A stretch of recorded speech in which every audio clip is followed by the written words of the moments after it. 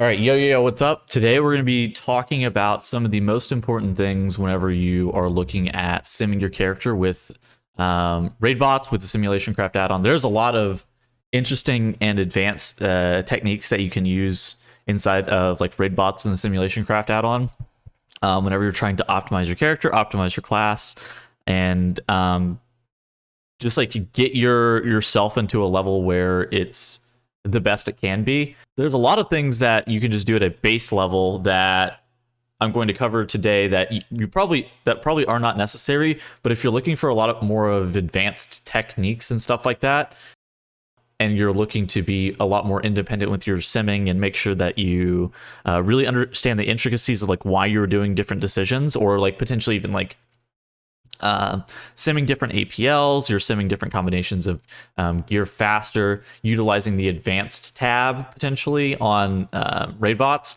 Those kind of things are what we're going to be covering today. In addition to that, there's going to be some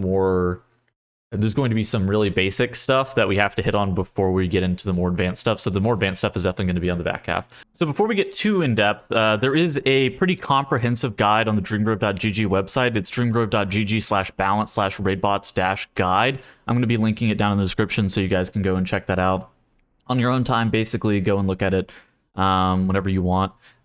It's going to be fairly comprehensive from what I covered here today, and it's going to allow you to be able to just kind of look at some of these more difficult concepts or more advanced concepts and try to learn through some of this. So first thing, you really need the Simulation Craft add-on. If you don't have it, just you should download it. It allows you to type /simc into the game, and it brings up like this pane. And it shows you your character, and it kind of tells you all the gear that you have in your bags. It tells you all the gear that you have equipped, some of the stuff about your character, and this will allow us to go over to raidbots.com, and then from here we're able to just like copy paste input our character to load the stuff from the Simulation Craft add-on. And so this is like really basic. And then on the Simulation Craft add-on, you have a lot of different stuff. You have top gear, Droptomizer, gear compare, talent compare, quick sim, stat weights, that kind of stuff. So at a base level, it's very simple. You can sim your character. You can put like all of your gear and stuff like that into the pane, and then you can look through some of these options, right? And from here, you're able to look at things like fight style. You should generally default to patchwork fight style. Deviating too much is going to become problematic. A lot of specs and a lot of classes don't have these other like fight styles set up in a correct way. Yeah, so something that is important is while Dungeon Slice is not necessarily great for most range, there are a lot of melee DPS that it is actually pretty decent for, especially like Rogue. I know that they have like a pretty optimized Dungeon Slice, but in general, I would still kind of recommend staying away from D-Slice. It's not normally the most consistent or like real world applicable in terms of like what talents you should be playing at all times, that kind of thing. There's a lot of these that are just more like sim bait than anything else. And while they can be good, they are only like a very limited snapshot, and they don't give you a lot of context outside of that. That's why generally looking at patchwork is going to be preferred.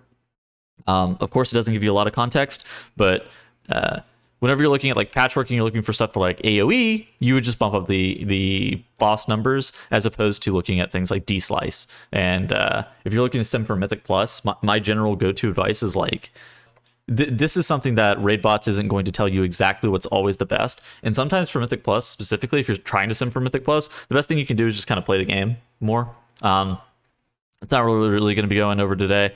At the same time, there's also the show more options pane. There's a lot of different things here. You can see what the Soleil's secret technique is set to, unbound changing proc, IQD, disable IQD execute, that kind of stuff. In addition to that, with the show more options thing, you can have like raid buffs or no raid buffs depending on what you're simming for. Again, this is like if you're looking to sim for maybe something for Mythic Plus, maybe no buffs, that kind of thing. And then there's like augments, SimC default. You can, yeah, there's a lot of like different customized stuff here. More often than not, like I don't know the last time that I've simmed anything other than the SimC default for a lot of these things. The reason that they're the SimC default is because like these are the things that you're normally going into. If I'm looking to sim some stuff without Bloodlust or without raid buffs and stuff like that, like the Bloodlust one is maybe the one that I sim the most, but like even still, it's not a ton. So if we do that, we can really quickly just slam the quick sim and kind of see what that looks like. It's really good for utilizing like HTML report, getting advanced strings, sample sequencing. And like I said, these things are not going to always be accurate, but you can look for generalized patterns. So first off, you can see like the damage breakdown. So this is actually really useful. So you can see like in a 5-minute encounter on one boss, how many Star Surges should I expect on a 5-minute encounter for one target? How many Wrath should I expect? Again, this is like no movement. This is like optimal play and everything else like that. And so that's actually good, but it's just like it lacks a lot of context for how much movement there is going to be in the fight. Generally, you're going to be like maybe looking at something like Warcraft logs, but it's good to know about how many Star Surges and how many Wraths you should be casting on a 5-minute window. 5 minute is typically the default as well. I guess maybe I should have said that. That's generally the time period that most people are looking for. QuickSim also has something that's really useful. It has this timeline. I was looking for the word there. It has this timeline where it shows you like what should be cast when. So on pre-pull, it's going to be applying all of these buffs. So you should be immune conform. You should have a veiled augmenter. These are the things that like it assumes that you have. And then in addition to that, this is like really Moonkin related. A lot of this stuff is also going to be Moonkin related, but it can kind of go over to other classes as well. You're going to pre-wrath twice. You're going to Moonfire. You're going to apply your dots. And this is just like a sample sequence timeline of like what you should be looking to do. And so if you know basically nothing about the class, something like this can be really good. In addition to that, for some AoE situations, if you're trying to look and see like what your opener is supposed to be specifically with like different covenants or under different situations, this can be really good as well. You can gain a lot of this information through the HTML pane, which I think is pretty underutilized just as a whole. But hold on, I'll show you exactly again where that is. So on this side right here, there's this full HTML report, and this full HTML report actually gives you a lot of information that you otherwise would not have access to. And so it talks about things such as like where's your damage per second, so you can see that this is like ramping all the way up to 54k. The DPS distribution, so like what really is the damage variance over the 5-minute window, like how much are you expecting to realistically hit? And so like some of the higher variances are 17,000 DPS, but like the middle you're expecting to hit like almost 15k. And so there is some level of damage variance. This is a nice window to show you how much your damage variances can be. Realistically, this is like not the most useful thing because like this is doing almost 30,000 iterations or whatever, 42,000 iterations. So it's like I'm pulling Ragel on like one time, so it's not really the most interesting thing. All right, so next, there's like DPET, this damage per execute time. This is like how valuable that global is whenever you press it, and like how much that one global ends up yielding you per like action. And so you're looking for the higher DPET abilities. Fury Balloon looking like it's the highest for us, not surprising, especially whenever you're pressing inside of your Ravenous Frenzy late there.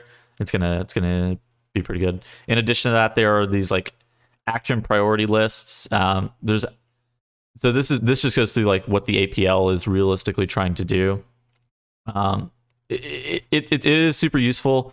At the same time, there's a lot of different stuff that goes on in here. We're going to talk about this in a little bit as like some of the more advanced stuff. They also do have a sample sequence table of like what the abilities that are being cast are, very similar to what we saw back on the quick sim page, where it's casting the same thing. It's got the 2 pre-Wraths, it's got the Moonfire, the Sunfire, and it's going Wrath Incarn, Ravenous Frenzy, Berserking Wrath. And so like this is the exact same thing that we saw in the quick sim window, where it's like the it's just that sample ability log, except it's a lot less sexy.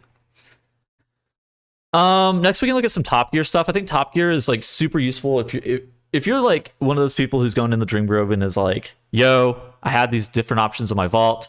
What should I do? What should I pick? Top Gear is definitely going to be your best bet. Top Gear actually allows you to have different options for that Great Vault filter. You can see that like right before I clicked off of this, I was looking at like different potential options on my Great Vault. And so like I just selected all of these. I selected how many Creation Catalyst options I potentially had, how many, like what Runecarver Legendary I would make with whatever else. And so that kind of thing. And it allows you to have different. It allows you to send different gear sets relatively quickly. It allows you to also check different enchant combinations on a lot of your gear. Whether or not you should creation catalyst some stuff, that kind of thing. That's obviously like really patch specific to be creation catalyst and stuff. But Top Gear, I think, is probably one of, if not the most useful part of raid bots. Maybe the Droptomizer is like the second one. Something that's actually pretty big is like IQD simming. So for Moonkin specifically, since we play IQD fairly regularly, there are a lot of times where you may sim your character and you may see like different gear being prioritized or different stats being prioritized. And these are because of like IQD mastery or haste breakpoints trying to get you over a certain threshold. In general, I would say maybe just try to use your best judgment. The IQD can kind of be a sim trap at sometimes, and it'll show like one piece of gear is like a 4 or 5% damage upgrade. It's not wrong, but it's like a pretty big red flag, because that you need to change your gear to reach like breakpoints. So stuff like jewelry sockets and stuff like that. Enchants on your gear, those things are easily movable. So say if you have like mastery enchants or whatever, because those are generally going to be the best, but you know that like you need to hit a haste breakpoint for your secondary IQD stat to be that haste, you can always move those things around. So you're going to care item level a little bit less on some of the pieces, especially like the jewelry, especially if it's going to be impacting your IQD stat weight. So be super careful about that kind of thing. So yeah, in general though, you definitely want to take the higher item level piece, but if it's going to mess up your IQD, be very cautious. And like if things are showing up as like 4 or 5% damage increases, that should be like a red flag that you need to do something with your gear ASAP. But yeah, so like the Top Gear is really good, and then beyond that, we can, since I just talked about the Droptomizer, so let's go and take a look at that. It's going to take a really long time to kind of sim it, so maybe it's like the least. Maybe it's not that great to really go through. Well, it's good to go through. It's not. I don't think I'm going to sit here too long on it. So basically, the Droptomizer allows you to show sources of your gear, and then it creates like different profile sets for each of these sources of gear, and you can see down here what items that you're going to be simming. In addition to that, you can slam sockets, like you can force sockets onto all the pieces. So like the helmets will be simmed as if they rolled a socket on them. The necklaces will be simmed as if they rolled a socket on them, that kind of thing. And so the Droptomizer is actually really good if you're looking in and you're trying to figure out, oh, okay, so what items from this mythic raider actually upgrades for me, or what items from this heroic raider actually upgrades for me? Is this really worth doing? Same thing goes for dungeons. There's like all of these dungeons, and you can sim all dungeons. You can sim just a specific one, is like, is this dungeon really worth doing? You can sim it as like a end of dungeon reward. So like a 262, is a 262 really going to be an upgrade? You can send it as like a plus 15 weekly chest. Like how many of these things are going to be upgrades? And this is actually super useful at trying to determine where you should be farming for your gear. And so this helps you, is like, if you don't know what to farm, you can utilize the Droptomizer to try to figure out where you want to go and farm the items. In addition to that, you can't Droptomizer a one-handed weapon if you're wearing a two-hand and you don't have an offhand in your bags. So like that's also an important distinction that you need to be able to make. Okay, so some of the more advanced stuff. As for the bonus ID stuff, this is talking about like how to get sockets and stuff like that onto your gear, and talking about like in addition to that, how like what is attached to the gear. Realistically, if you're looking to sim stuff with like item level and change stuff like that, there are a lot easier ways of doing it. I would not recommend doing it through like the advanced pane. I would recommend doing it through like a different function, such as gear compare. I think is probably the best one. It allows you to make your own gear sets and deal with things like that. If you're really dead set on making it through this, there isn't a lot to realistically know. The bonus IDs don't really affect a ton. A lot of it, I think, is talking about like how worn out the gear is. But if you're looking, so whenever we're looking at this, it's like wrist with the ID of this is going to be like the piece that you're wearing itself. So like if you go and you're looking in game and you are wearing these wrists or whatever, mine are 186362. And so then I would go in and be like 186362, 186362 here, and it would populate those wrists. So then there would be some like weird bonus IDs and stuff like that, and it may not be the correct item level, and so you would potentially delete this and go eye level equals, and then just be like 252. You would have to add in some sockets and stuff like that, potentially, if the item is socketed versus not. But this is, I would say that manually altering this gear is not always like in your best benefit. I think that like it's, I think that's like less relevant just as a general rule. But yeah, so we'll take the back as an example. Just I think that this is like, I think that this is worded pretty well. So we can take the back for example. This is a, hold on, where even is the back piece? Oh, okay, it's at the top. I don't know why back's at the top. I've never understood that. So it's a 278 item level lurking predators camouflage with the 20 stam 30 avoidance enchant. See, like this is like a bunch of random shit. So like you would never know that. So the base item is this, which is that lurking predators camouflage. The bonus IDs are like item level, scaling, quality of item. It's like quality of item and shit. And the other bonuses are being assigned by the bonus ID. So like if you're looking to actually change the item level, there's like a eye level string. I think it's I actually don't even think it's equals eye level. I think it's equals item level, like item level.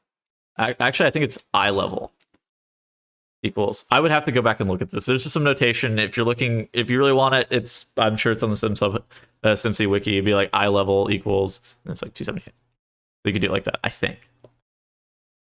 I think it's eye level. It may be item level. It may be ILVL. I'm not 100% sure what it is anymore. It's been a hot minute. But that's how you would be able to do it. But yeah, then you would be able to assign things like gem ID and enchant ID. But yeah, a bunch of the bonuses are assigned to this. So this is why generally like making your own gear isn't always a super easy thing. And this is why that like utilizing some of the tools that Raidbots has is very important whenever you're looking to like sim gear. Yeah, the easiest way for you to sim is like use a Droptomizer, put your character in, or like gear compare. I've used all of these. All right, so let's talk about some of the weirder stuff that you can do with simulation craft. Let's talk about some of the advanced tab things. All right, so the advanced mode, for those who have never seen it, let's go over here and look at it. What does it look like? It looks like nothing. There's no GUI, there's no heads-up display, there's nothing. It is literally just like a pane, and then it's just like you can do all these weird. There's literally nothing in it. But I have like a really long string, but that's not the most relevant thing. But we can talk about it. All right, so yeah. Looking at this, there is like this simulation craft for expansion options. If you're looking to enable very specific things on your advanced sim, you would have to implement some of like them manually. So some of these, for example, Shadowlands that enable domination gems 0, this would be turned off as opposed to turned on. Secret technique, you would be able to like, if you're simming the secret technique, you would have to put in like a specific you would have to put in a specific type of like buff that you're going to be gaining from that. Otherwise, it may just default to the whatever one, the haste or whatever. And so these things, like enabling them, you can change them and you can add them in. And I think that the biggest thing is that you can actually change them. So in addition to that, there's also a lot of normal options that are customizable. So if you, where is this? Okay. So like these simulation craft options at the bottom work. There's also a way to manually notate them as well. So it goes off like if you have them notated into this, into the simulation craft input, then it's going to prioritize that first. Whereas if you do not have them notated in the simulation craft input, if you have them notated like down at the bottom, or if it's not notated into it, then it will actually go through and change like that. In addition to that, there are things such as max combat time, vary combat time length, fixed time. There are ways that you can go through and just like have some variance in your combat time. So something that's also important is like you have a 1 minute variance in combat time by default. So like on a 5 minute patchwork fight, it's around from 4 to 6 minute fights in Sims. So if you want like an exact timer, so say you're simming for like a specific boss, like maybe like a Skull-X type fight where you know like the end range is like 610 or whatever, like 615. Like there's no, basically you're never going past 615. More often than not, you're dead at 610. You can do like a 610 with like a very low variance, like a 1 or 2 second variance on it. Because like the timer on Skull-X is like a 610 hard end rage, which you can live, I guess, a little bit with like bop and stuff like that. So maybe you could add a 5 second variance, but you can change the variance. It's useful for things like that. Copies, I think, are probably some of the most important things that you can do if you're looking to like sim different things. So we can look at this sim right here, and it has like the raw input feature. This person was simming their gear compare, and this utilizes copies. And so just really quickly, we can talk about what copies are and like how to use them. So there are two different things. There are copies and there are profile sets, and I think they're both useful, but they're kind of similar. So for copies, you see here that this person is copying the Radiant Light bracers with and they're inputting that piece of gear, and they're inputting it over the wrist slot. So they have to name this copy. So you see it, Radiant bracers, blah blah blah. They've named it. You can see at the top.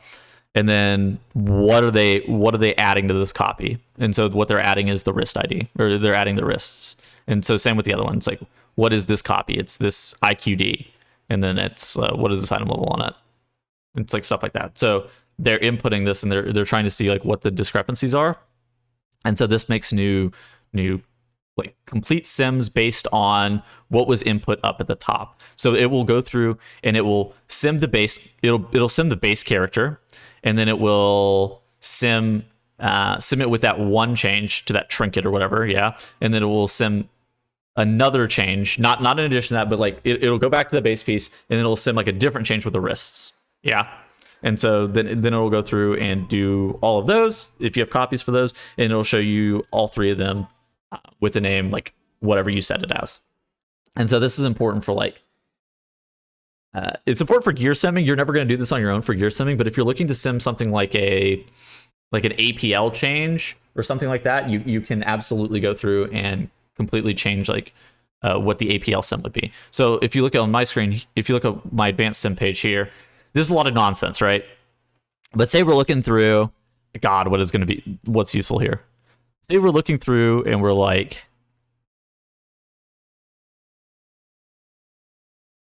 I want to change the number of targets that use Starfire. And it's like, okay, yeah. God, okay, so we go through the actions.aoe pane.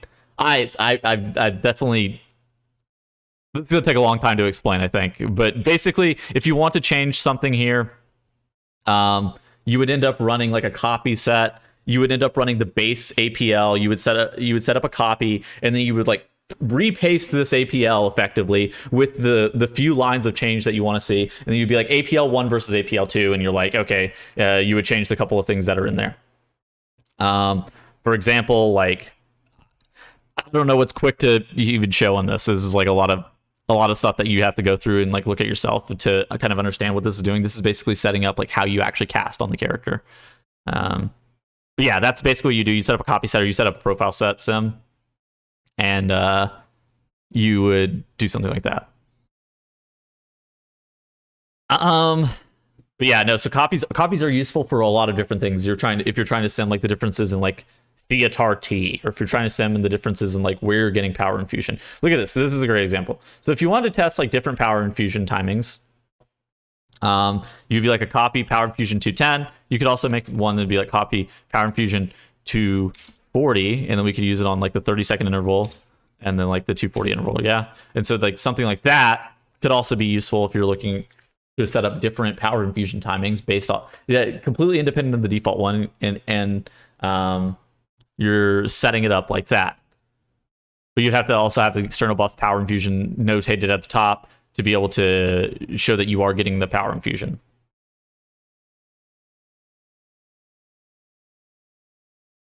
In addition to that, there's a couple of other things that you can see on screen.